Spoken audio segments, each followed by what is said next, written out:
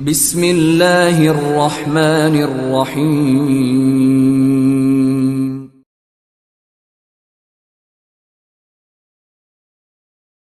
اعلیٰ حضرت امام احمد رضا خان فاضل بریلوی رضی اللہ تعالیٰ عنہ نے اس روایت کو نقل فرمایا اور فرماتے ہیں سلمہ بن اکوا سے پوچھا گیا تمہیں خوف نہیں تھا، ڈر نہیں تھا؟ 400 لوگوں کو اکیلے دوڑاتے چلے گئے، مدینے سے باہر بھی چلے گئے، تو جانتے ہیں کون سی طاقت تھی ان کے پاس، سلمہ بن اکوا کے پاس، جو ان کو خوف سے آزاد کر رکھی تھی۔ فرماتے ہیں ایک بار رسول اللہ صلی اللہ علیہ وسلم صحابہ سے بیعت لے رہے تھے، ہاتھ میں ہاتھ لے کر بیعت کر رہے تھے، تو سب حضور کے پاس ہاتھ دے رہے تھے، بیعت کر رہے تھے۔ حضور نے مجھ سے کہا سلمہ بن اکوا آ جاؤ، تم بیعت کر لو میرے ہاتھ پر۔ میں نے عرض کیا یا رسول اللہ پہلے ہی میں بیعت کر چکا ہوں۔ ایک بار وہ بیعت کر چکے تھے، حضور نے فرمایا دوبارہ کر لو، اس میں کیا حرج ہے؟ حضرت سلمہ بن اکوا کہتے ہیں میں نے دوبارہ حضور کے ہاتھ میں ہاتھ دیا، حضور نے بیعت کیا۔ تھوڑی دیر گزری تھی کہ صحابہ بیعت کر رہے تھے، حضور نے پھر پکارا سلمہ بن اکوا بیعت کیوں نہیں کر لیتے؟ کہا یا رسول اللہ میں نے 2 بار بیعت کی ہے۔ حضور نے فرمایا تیسری بار کر لو، کیا حرج ہے؟ وہ حضرت سلمہ بن اکوا کہتے ہیں میں نے اپنا ہاتھ رسول اللہ کے ہاتھ میں تیسری بار دیا اور بیعت کیا، اور اس کے بعد جب نکلا حضرت سلمہ بن اکوا کہتے ہیں مجھے اس ہاتھ پر اتنا بھروسہ تھا کہ دنیا کی ہر طاقت کو دھول چٹا سکتا تھا، کہ رسول اللہ کے ہاتھ میں دیا ہوا ہاتھ ہے۔ ان کے پاس جو بے خوف ہونے کے لیے کوئی دولت تھی نا، بے باک، ان صحابہ کو اگر کوئی چیز بناتی تھی تو یہی چیز ہے عشق مصطفیٰ، محبت مصطفیٰ، جس کو بریلی کے امام نے فرمایا ہے خوف نہ رکھ رضا ذرا تو ہے عبد مصطفیٰ، تیرے لیے امان ہے، تیرے لیے امان ہے۔ کسی شاعر نے کہا تھا کہ دیوان گانے عشق محمد کو دیکھ کر گھبرا گئی ہے گردش دوراں کبھی کبھی۔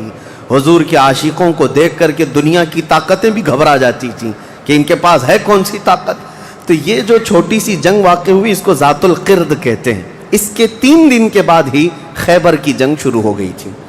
اب خیبر پر ہم آتے ہیں۔ خیبر کیا ہے؟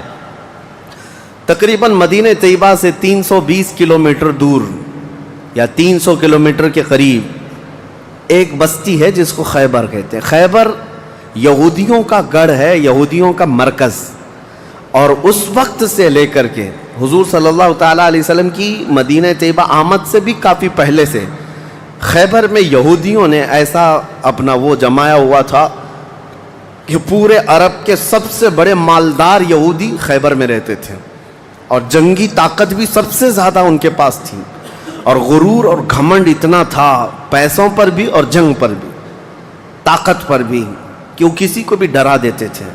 اور جب سے نبی پاک صلی اللہ علیہ وسلم مدینہ طیبہ آئے ان کی دشمنی اتنی بڑھ گئی تھی کہ آپ کو معلوم ہونا چاہیے کہ جو جنگ خندق ہوئی تھی اس کا واقعہ بھی میں نے تفصیل سے بتا دیا۔ مدینہ طیبہ جنگ خندق جس وجہ سے ہوئی اس کا سبب یہودی تھے۔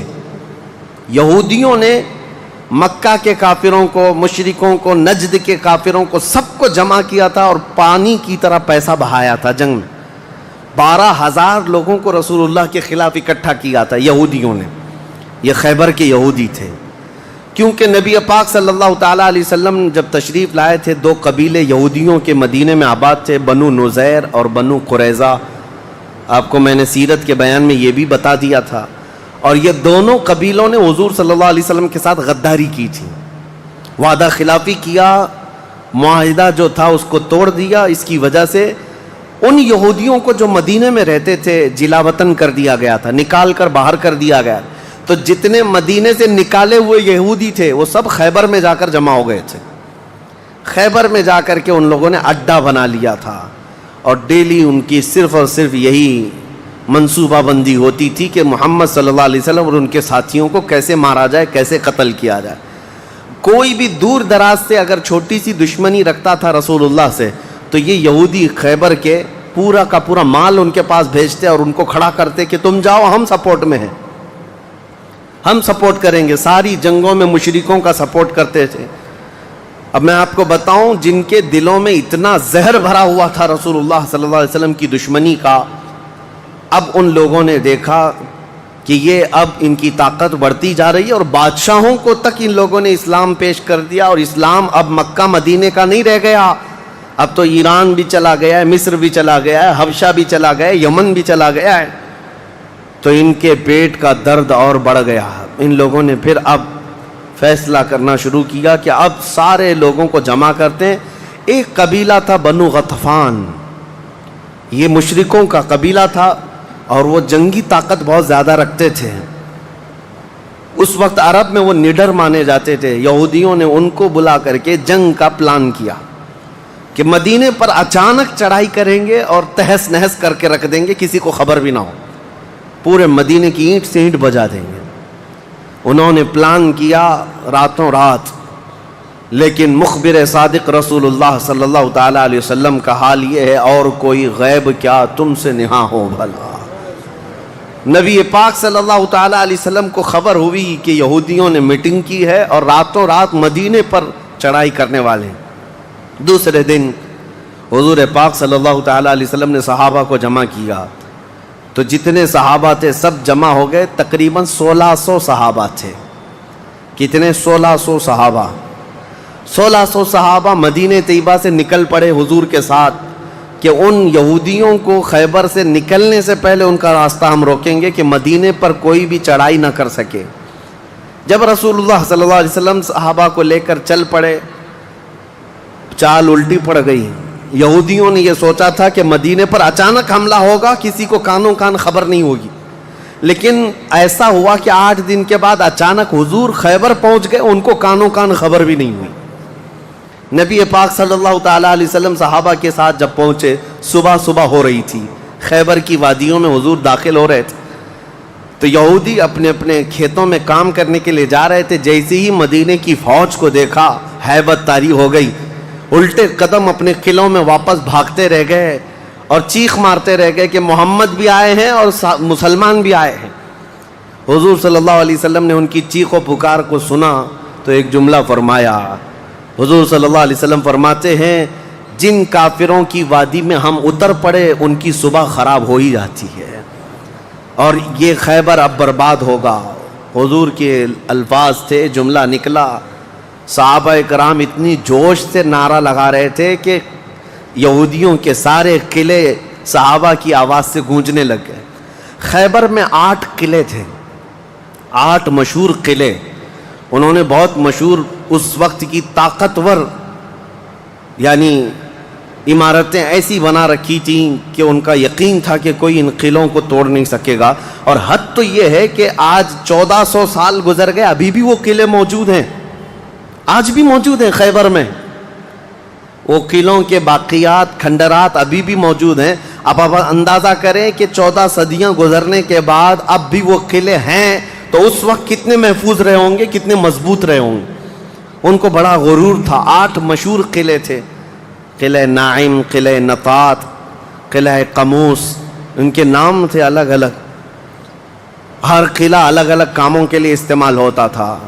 اب نبی پاک صلی اللہ تعالیٰ علیہ وسلم خیبر جب پہنچے، 1600 صحابہ ہیں۔ اب سنیے، ایک قلعہ نائم تھا جس میں سارا ذخیرہ تھا، کھانا پانی اور سب کچھ وہاں پر تھا، اور اس کی ذمہ داری سلام بن مشکم نام کا ایک یہودی، وہ بہت ہی بغض و عداوت میں بھرا ہوا یہودی تھا، اس کے ذمہ تھی۔ اور قلعہ قموس جو سب سے بڑا قلعہ تھا، اس کی ذمہ داری مرحب نام کے یہودی کے پاس تھی۔ اور مرحب وہ شخص ہے جس کے بارے میں مشہور تھا کہ وہ 1000 لوگوں سے تنہا لڑ سکتا ہے۔ 1000 انسانوں کی طاقت تھی جس کے پاس، اس کا نام مرحب تھا۔ پورے خیبر کے یہودی اس سے ڈرتے تھے، اور قلعہ قموس جو سب سے بڑا قلعہ تھا وہ اس کے انڈر میں ہوا کرتا، سب ان کی تقسیم تھی۔ اب جب نبی کریم صلی اللہ تعالیٰ علیہ وسلم شروعات فرمائی تو قلعہ نائم جو قریب تھا آبادی سے، اس پر چڑھائی شروع کر دی۔ تو جو صحابہ وہاں گئے تھے قلعہ نائم، تو صحابہ اکرام کو سخت مصیبت اٹھانی پڑی، کیونکہ اتنی سخت گرمی تھی کہ جس کی وجہ سے حلق میں کانٹے پڑ جاتے تھے پیاس کی شدت سے۔ کئی صحابہ اس میں شہید ہوئے۔ آخر کار قلعہ نائم فتح ہو گیا۔ ایک قلعہ فتح ہوا، دوسرا فتح ہوا، تیسرا فتح ہوا، قلعے اس طرح سے فتح ہونے لگ گئے۔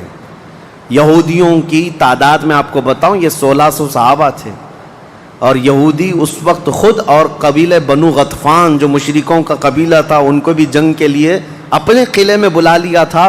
کل تعداد سب کی ملا کر 8000 ہو چکی تھی۔ 8000 لوگ 1600 لوگوں سے ڈرے ہوئے سہمے ہوئے قلعوں میں بندے ہیں، کوئی باہر نکلنے کو تیار نہیں۔ اب اس کے بعد یہ خیبر کا معاملہ بڑھتا گیا۔ اس میں ہوا یہ کہ آخری جو قلعہ تھا قلعہ قموس، یہ سب کے بس کی بات نہیں تھی، بہت مضبوط قلعہ، اور جو آدمی اس کا سپہ سالار ہے، شہ سوار ہے، وہ مرحب ہے، پورا عرب جانتا تھا اس کی طاقت کو۔ پہلے دن نبی کریم صلی اللہ تعالیٰ علیہ وسلم نے صحابہ کی ایک جماعت حضرت ابو بکر صدیق رضی اللہ تعالیٰ عنہ کی سپہ سالاری میں بھیجی۔ حضرت ابو بکر صدیق آئے، بہت ہی جاں بازی اور بہادری کے ساتھ لڑائی کی، لیکن وہ اتنا سخت تھا کہ یہودیوں کی طرف سے بہت سخت طریقے سے ڈیفنس ہوتا تھا۔ صحابہ پیچھے ہٹ گئے، کچھ شہید ہوئے، کچھ زخمی ہوئے، واپس آئے۔ پھر دوسرے دن سیدنا عمر ابن خطاب رضی اللہ تعالیٰ عنہ کے حوالے حضور صلی اللہ علیہ وسلم نے فرمایا، حضرت عمر فاروق رضی اللہ تعالیٰ عنہ گئے، صحابہ کی ایک جماعت تھی، لیکن آج کا دن اور زیادہ سخت ہو گیا، سارے یہودیوں نے اپنی طاقت جھونک دی قلعہ قموس کو بچانے کے لیے۔ حضرت عمر فاروق رضی اللہ تعالیٰ عنہ صحابہ کی جماعت کو لے کر شام میں واپس آ گئے۔ اب یہ محاصرہ بڑھ گیا، 20 دن چلا کنٹینیو محاصرہ ان قلعوں کا، لیکن فتح ہونے کا نام نہیں تھا۔ جلال پیغمبری کو دیکھیں ہیں، صحابہ 20 دن سے تپتی ہوئی گرمی میں مدینے سے 300 کلومیٹر باہر ہیں۔ عرض کیا یا رسول اللہ صلی اللہ علیہ وسلم ہماری منزل ابھی کہاں ہے، کب تک ہے؟ رات کا وقت تھا، نبی کریم صلی اللہ تعالیٰ علیہ وسلم جلال میں تھے۔ ارشاد فرمایا لَأُعْتِيَنَّ غَدًا رَایَةً رَجُلًا يُحِبُّهُ اللَّهُ وَرَسُولُهُ۔ حضور اکرم صلی اللہ تعالیٰ علیہ وسلم فرماتے ہیں کل کے دن میں اپنا جھنڈا ایک ایسے آدمی کو دوں گا جس سے اللہ اور اس کے رسول محبت کرتے ہیں، اور اللہ اس کے رسول جس سے محبت کرتے ہیں وہ خود بھی اللہ اس کے رسول سے محبت کرتا ہے۔ اور پھر میرے آقا نے فرمایا خیبر کی فتح اسی کے ہاتھ میں رکھی ہوئی۔ صحابہ کہتے ہیں پوری رات بے چینی اور کروٹ لیتے ہوئے ہم نے گزاری۔ نبی پاک نے بشارت دی ہے تو اب تو ہونا ہی ہے، حضور نے فرما دیا ہے کہ میں کل اپنا جھنڈا اس آدمی کے ہاتھ میں دوں گا جس کو اللہ اور اس کے رسول محبت کرتے ہیں۔ صحابہ کہتے ہیں حضرت عمر فاروق رضی اللہ تعالیٰ عنہ فرماتے ہیں میری آنکھ تک نہ لگی پوری رات، اور اس تمنا میں کہ صبح ہوگی تو حضور صلی اللہ علیہ وسلم وہ جھنڈا مجھے دے دیں، کہ اس میں 3 بشارتیں تھیں۔ ایک بشارت یہ تھی کہ وہ شخص جس کو میں جھنڈا دوں گا وہ اللہ اور رسول سے بہت محبت کرتا ہے۔ دوسری بشارت یہ تھی کہ اللہ خود اس سے محبت کرتا ہے۔ تیسری بشارت یہ تھی کہ اسی کے ہاتھ میں خیبر کی فتح رکھی ہے۔ حضرت عمر کہتے ہیں پوری رات پلک بھی جھپکا نہیں، اسی آس میں اسی امید میں پوری رات گزاری۔ پورے صحابہ کا یہی حال تھا۔ صبح جب ہوئی دوڑے دوڑے نبی کریم صلی اللہ تعالیٰ علیہ وسلم کی جلوں میں حاضر ہوئے۔ اللہ کے حبیب صلی اللہ علیہ وسلم کے ہاتھ میں پرچم تھا، جھنڈا تھا، اب جنگ کے لیے روانہ کرنا تھا۔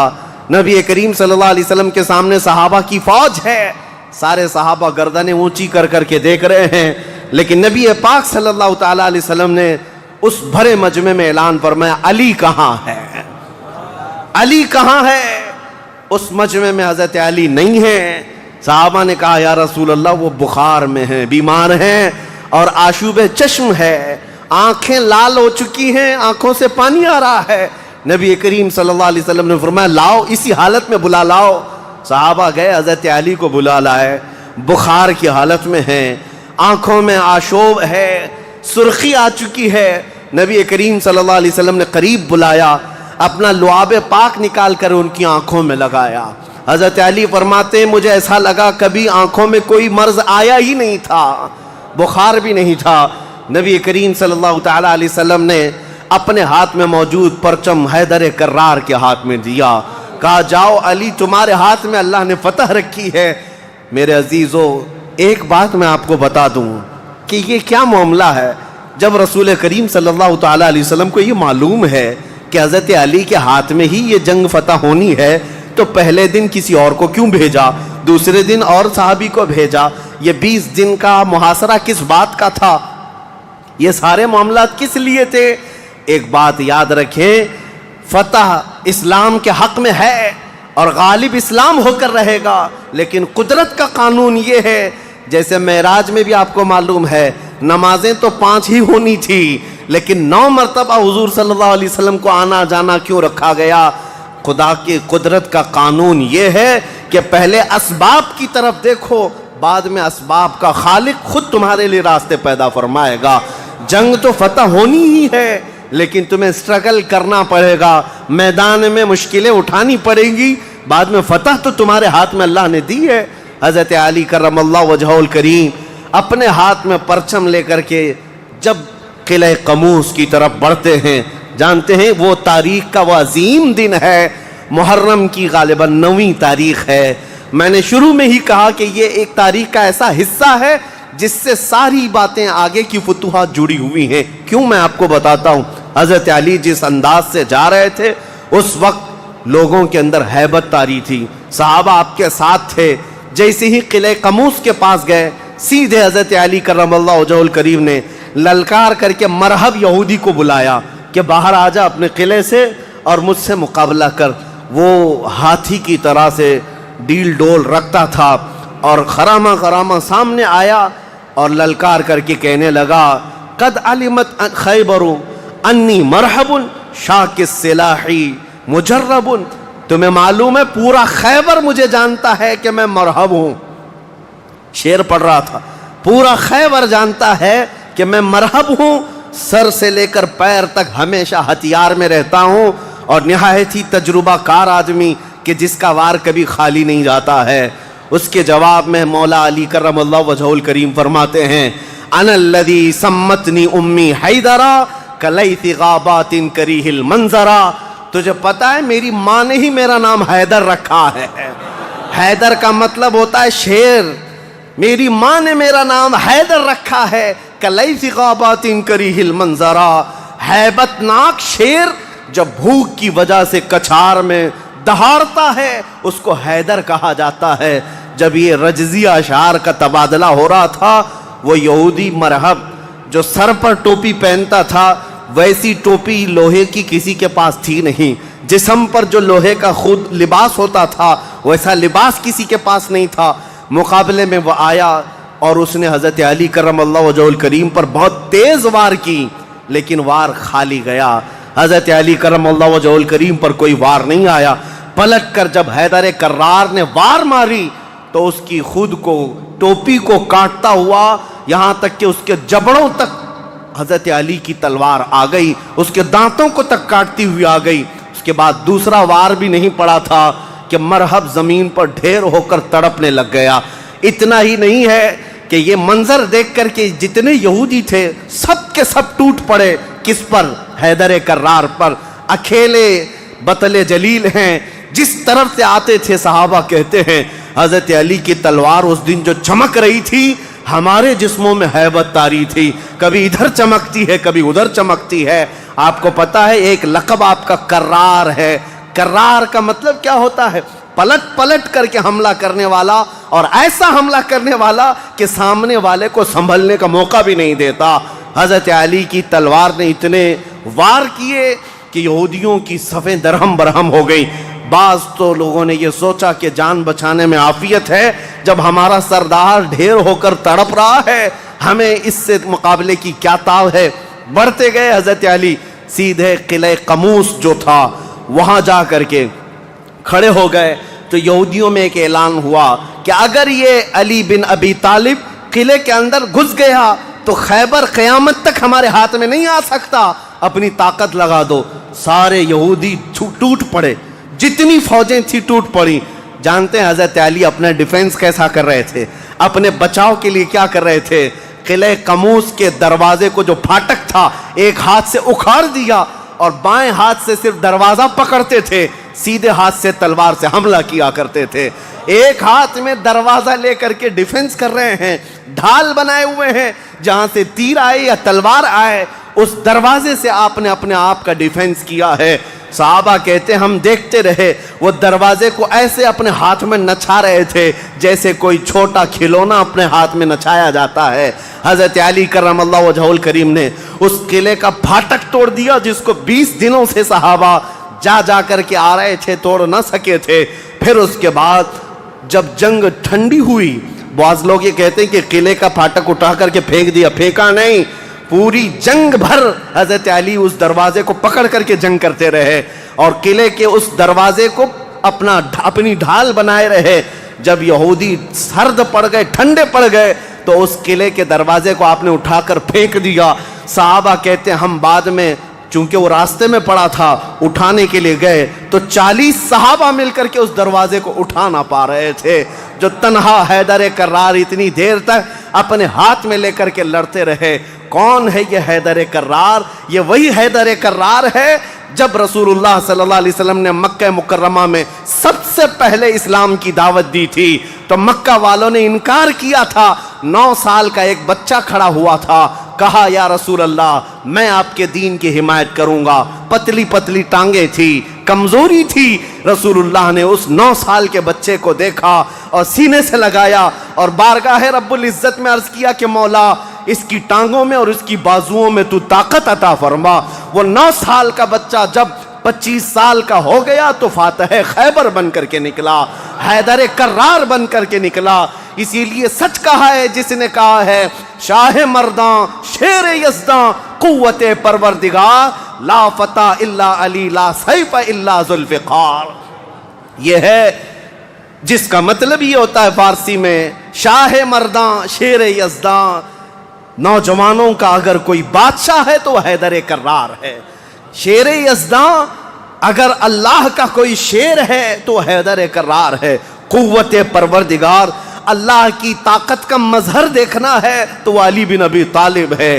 لا فتح الا علی, سچ کہا جس شاعر نے کہا لا فتح الا علی. پورے لوگوں میں اگر جوان کوئی کہانے کے لائق ہے تو وہ علی بن ابی طالب کا نام ہے. لا سیف الا ذوالفقار. اور دنیا میں اگر کسی تلوار کو تلوار کہلانے کا حق ہے تو وہ ذوالفقار حیدری کا نام ہے. عزیزان گرامی وقار, یہ خیبر فتح ہوا. جیسے یہ خیبر فتح ہوا صحابہ میں اتنا جوش بھر گیا تھا, نہ قلعہ قموس باقی رہا نہ مرحب باقی رہا. اور خیبر کو جو مولا علی نے اس وقت توڑا تھا 14 صدیاں گزر گئی, آج تک یہودیوں کا اس میں داخلہ نہ ہو سکا تھا. یہودیوں کو پتا تھا ایک بار علی اس میں داخل ہو گیا تو قیامت تک خیبر ہمارے ہاتھ میں نہ آ سکے گا. آپ کو پتا ہے 2018 کی بات میں بتاؤں, 2018 میں انگلینڈ میں لندن کی سڑکوں پر پوسٹر اور بینر ہورڈنگ کارڈ لیے ہوئے یہودی احتجاج کر رہے تھے, پروٹیسٹ کر رہے تھے کہ خیبر ہمارا تھا, ہم کو نکالا گیا تھا اور تمہاری ہماری لاسٹ جنگ خیبر تھی, اس کے بعد نہیں ہوئی. اس طرح کی باتیں. یعنی میں نے محسوس کیا کہ مسلمان تو بھول گئے خیبر کیا ہے. یہودیوں کو جن کو مار پڑی تھی آج بھی یاد ہے کہ مولا علی نے کیسے مارا تھا, آج بھی یاد ہے کہ حیدر کرار کی وار کیسی تھی. صدیاں گزر گئیں, وہ زخم ابھی تک بھرا نہیں ہے. اسی لیے میرے عزیزو آپ کو دیکھنا چاہیے کہ گریٹر اسرائیل کا نقشہ جو انہوں نے بنایا ہے, اسرائیل جو آج فلسطین کے حصے میں زبردستی قبضہ کیا ہوا ایک چھوٹا سا ملک, ناجائز قبضہ, انہوں نے جو اپنے خوابوں کا ایک نقشہ بنایا ہے کہ اسرائیل کہاں تک ہوگا, انٹرنیٹ پر دیکھیں گے تو آپ محسوس کریں گے انہوں نے گریٹر اسرائیل کا نقشہ جو بنایا اس میں خیبر بھی شامل کیا ہے کہ خیبر تک, مدینے کی وادیوں تک ان کو اسرائیل بنانا ہے. جہاں سے ہم نکلے تھے وہاں واپس آئیں گے, لیکن انشاءاللہ العزیز ایسا کبھی نہیں ہوگا. مولا علی کرم اللہ وجہ الکریم کی وار جو پڑی تھی وہ قیامت تک تازہ رہے گی انشاءاللہ. میرے عزیزو, خیبر فتح ہونے کے بعد اب عدل مصطفیٰ کو بھی دیکھو. نبی کریم صلی اللہ تعالیٰ علیہ وسلم, یہ وہ یہودی ہیں جو ساری جنگوں میں جڑ کا کام کرتے رہے, جڑ کا کام کرتے رہے, لوگوں کو بھڑکانے میں, حضور کے خلاف دشمنی پر ابھارنے میں, پیسہ بہانے میں سب کام کرتے رہے. آج سب ٹوٹ کر بکھر گئے. نبی کریم صلی اللہ تعالیٰ علیہ وسلم کو اب کیا کرنا تھا؟ حضور صلی اللہ علیہ وسلم نے دوسرے دن جب صحابہ سے مشورہ لیا، صحابہ نے عرض کیا جیسے ان کو مدینے سے بھگایا گیا تھا خیبر سے بھی نکال دیں، یہاں سے بھی نکال کر ان کو جلا وطن کر دیں. لیکن وہ مصطفیٰ کریم صلی اللہ تعالیٰ علیہ وسلم جو عظیم اخلاق لے کر کے زمین پر تشریف لائے، خیبر کے یہودیوں سے پوچھا کہ تم کو جلا وطن کیا گیا تھا اور تم نے بار بار ایگریمنٹ توڑا، معاہدے توڑے، اب یہاں سے بھی تمہیں جلا وطن کرنے کا مشورہ آیا ہے صحابہ سے. یہودیوں نے رونا دھونا شروع کیا اور کہا آپ اللہ کے نبی محمد مصطفیٰ صلی اللہ علیہ وسلم عدل کے شہسوار ہیں، ہمیں موقع عطا کریں، ہم خیبر چھوڑ کر جانا نہیں چاہتے، ہماری زمینیں ہمیں دے دیں، لیکن سال بھر میں جتنی بھی اس کی آمد ہوگی اس کا آدھا ہم مدینے پہنچا دیں گے، کھجوریں ہوں، فصلیں ہوں. نبی کریم صلی اللہ تعالیٰ علیہ وسلم نے سب کو معاف کر دیا، خیبر ان کے حوالے کر دیا، اور پھر وہ آدھا حصہ مدینہ طیبہ ہر سال دینے کے لیے راضی ہو گئے. اور اس پر حضور صلی اللہ علیہ وسلم نے فیصلہ فرما لیا. اب اتنی بات نہیں، حضرت عبداللہ بن رواحہ رضی اللہ تعالیٰ عنہ ہر سال جب یہ خیبر آتے یا ایک دوسرے صحابی یہ آدھا حصہ لینے کے لیے آتے تھے تو پورے خیبر کے یہودی مال جمع کرتے، اس میں آدھا آدھا حضرت عبداللہ فرما دیتے، اور اس کے بعد یہ نہیں ہے کہ لے کر کے نکل جاتے، سارے یہودیوں کو جمع کرتے، کہا میں نے پورے مال کا آدھا آدھا کیا ہے، ان میں سے جو حصہ تمہیں پسند ہے وہ رکھ لو، باقی مدینے بھیج دو. یہودی کہتے ہیں ایسا عدل ہم نے کہیں دیکھا ہی نہیں کہ ہمیں پہلے کہہ دیا جائے، ورنہ کوئی بھی ہوتا حاکم تو اچھا مال اٹھا لیتا اور برا مال چھوڑ کے چلا جاتا. یہ رسول اللہ کے صحابہ تھے، کہتے جو تمہیں پسند ہے وہ رکھ لو، جو چھوٹ گیا وہ مدینے بھیج دو. اتنے ہونے کے باوجود بھی حضور صلی اللہ تعالیٰ علیہ وسلم کے ساتھ انہوں نے کیا کیا؟ حضور 3 دن کے بعد خیبر سے نکل رہے تھے. زینب نام کی ایک خاتون تھی جس کا شوہر قتل ہو گیا تھا، وہ حضور صلی اللہ تعالیٰ علیہ وسلم کے پاس بڑی محبت لے کر کے آئی، بہت محبت کے ساتھ، اور یوں کہا کہ میں آپ کی پیروکار ہوں، بڑی مشتاق تھی آپ کے دیکھنے کی، آپ میرے گھر تشریف لائیں. حضور صلی اللہ تعالیٰ علیہ وسلم کو اور کچھ صحابہ کو اس نے اپنے گھر پر دعوت کی، اور دعوت کیا کیا؟ کھانے میں اور گوشت میں نہایت ہی خطرناک زہر ملایا اور حضور صلی اللہ تعالیٰ علیہ وسلم کو زہر دیا. جو صحابہ موجود تھے حضور صلی اللہ علیہ وسلم کے ساتھ دعوت میں، جیسی حضور نے پہلا لقمہ اٹھایا، جو گوشت کی بوٹی تھی یا جو لقمہ تھا وہی بول پڑا رسول اللہ صلی اللہ علیہ وسلم کہ مجھ میں زہر ملا ہوا ہے. نبی کریم صلی اللہ تعالیٰ علیہ وسلم نے ابھی اپنی زبان پر لگایا ہی تھا، نکال کر پھینک دیا. لیکن دوسرے ایک صحابی حضور سے پہلے پیٹ بھر کر کھا چکے تھے اور وہ زہر کے اثر سے فوراً ہی شہید ہو گئے. یہ یہودیوں نے حضور کے معافی کے بعد، اعلان کے بعد پھر بھی یہ ہرزہ سرائیاں، یہ سارے کام کرتے رہے اور آج تک کرتے آئے ہیں. آج تک نبی کریم صلی اللہ تعالیٰ علیہ وسلم نے اس کے باوجود معلوم ہونے کے بعد یہودیوں کو بلایا کہ اس خاتون کا کیا کیا جائے. اس نے اقرار کر لیا، کہا کہ ہاں ہم نے زہر ملایا تھا. کہا کیوں؟ کہا ہم یہ دیکھ رہے تھے اگر آپ اللہ کے سچے رسول ہیں تو آپ کو خبر ہو جائے گی، ورنہ ہم کو آپ سے نجات مل جائے گی، ہم بچ جائیں گے، آپ زہر سے ختم ہو جائیں گے. نبی کریم صلی اللہ تعالیٰ علیہ وسلم تو زہر کے اثر سے کچھ نہیں ہوا اور حضور بچے اس زہر سے، لیکن ان یہودیوں میں سے کوئی بھی اسلام کی طرف آیا بھی نہیں. نبی کریم صلی اللہ تعالیٰ علیہ وسلم نے اس خاتون سے بدلہ نہیں لیا، اسے معاف کر دیا. اپنی ذات کے لیے حضور نے کبھی بدلہ لیا ہی نہیں.